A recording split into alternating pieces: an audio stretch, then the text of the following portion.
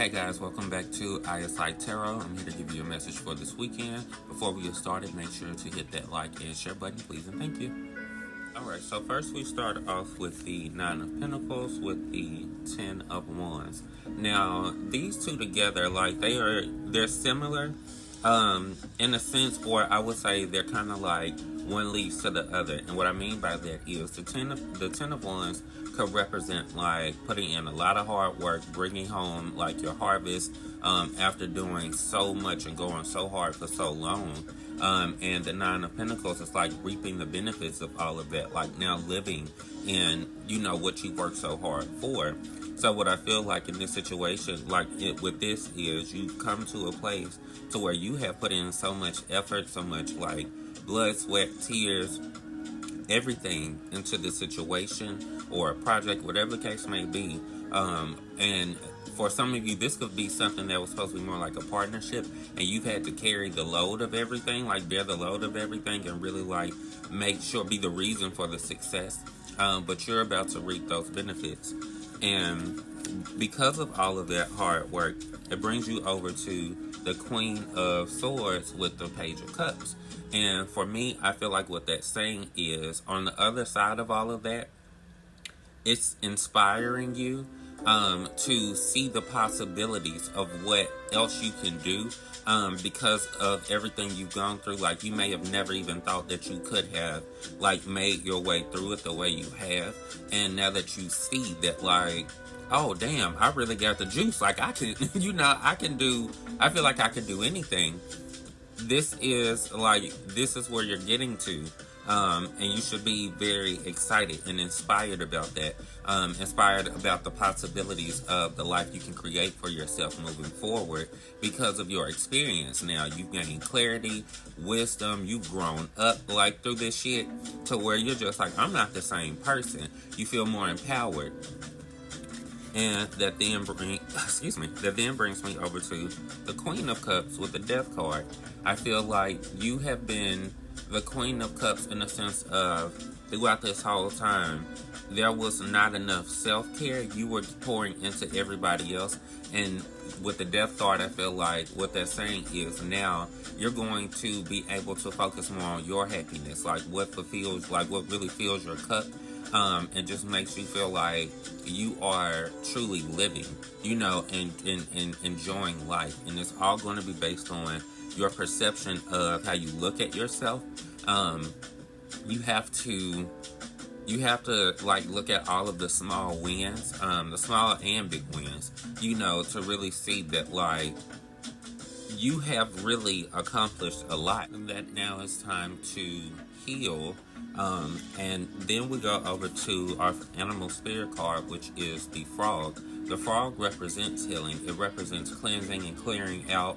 The message is pretty much like you aren't here to bear a heavy load all the time, especially everyone else's load. It represents like it's telling you to now do self-care.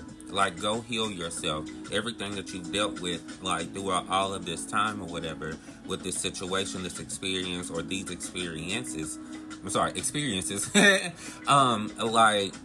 has led, like, it was so much focus, like I say, on everybody else and not enough self-care, not enough healing, within, like you need to, filling up your own cup. So, it's encouraging you to make sure that you are taking care of yourself the same way, honestly, more than you would take care of others. Because again, like they always say, how you supposed to fill up anybody else's cup when your cup is not full? It ain't running over, so what you got to give somebody? You have to look at it like that. You can be more useful to people, you can be more of a help to people, to your community, whatever case may be, or just your individual life, when you are taking care of yourself. Whatever you need to do outside of that is empowered by you making sure that you are at your best. Alright, so now we go over to our Moonology Oracle card, the Moon in Capricorn, Step Up and Lead. I feel like this whole spread has been about being empowered to take control, to become the boss of your life, like of your situation.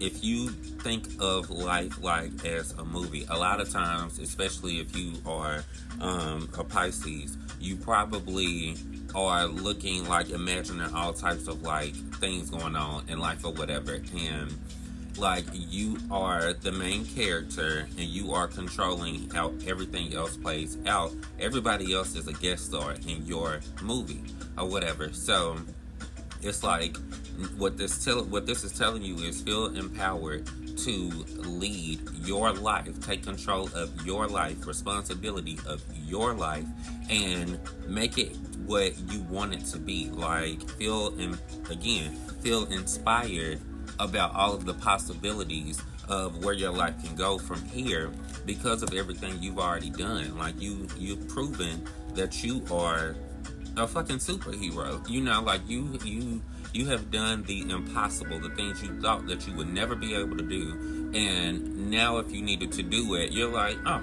okay. You know, so feel empowered to take control, to lead, and to set an example, like for those who are looking at you, whether you realize you're being watched or not. Somebody's looking at you and being like, damn, I wonder how they did that. Keep that in mind and let that be like the fuel to keep you going, you know, to make sure that you really pursue what happiness looks like for you. And finally, we end off with our message from the cosmos. Do your thoughts need a reboot? Focus on the good in your life. So that's pretty, like, that goes along with what I always say. Perception is everything. If everything you perceive about what's going on in your life has to be like melodramatic, like dark or whatever, very sarcastic and just like not appreciative, you know, that really shapes your reality. I'm a living testament of it. Like I realized how I had it to be, like how powerful my words and my way of thinking was. Like it literally shaped my reality. And as soon as I started to change the way I spoke about things, the way I spoke about my life or over my life, when I changed that and I became more grateful for everything, life became a lot easier for me. Like challenges became a lot easier because I process things differently, and that is an intentional thing. Like that's something you have to be intentional about every day, all day, until it becomes a habit.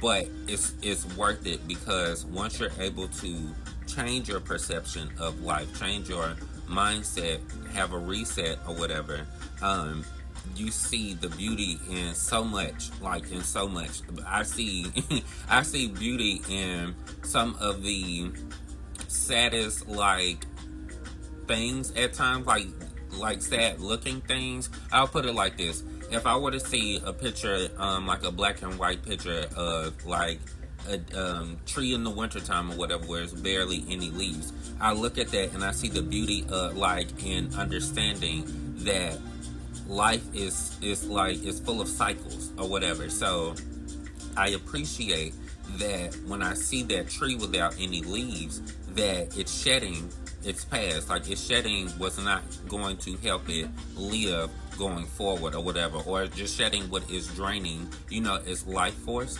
And it's going to pretty soon be full and be beautiful again, and it's going to be even more beneficial to us or whatever, life giving, bringing, life sustaining or whatever.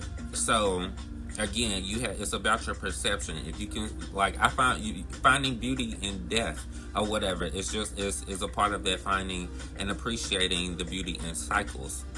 So just be intentional about what you allow yourself to think and believe, and process, and how you let that happen or whatever, because again, it is very important. Your life will always be shitty if you always say shitty shit about your life.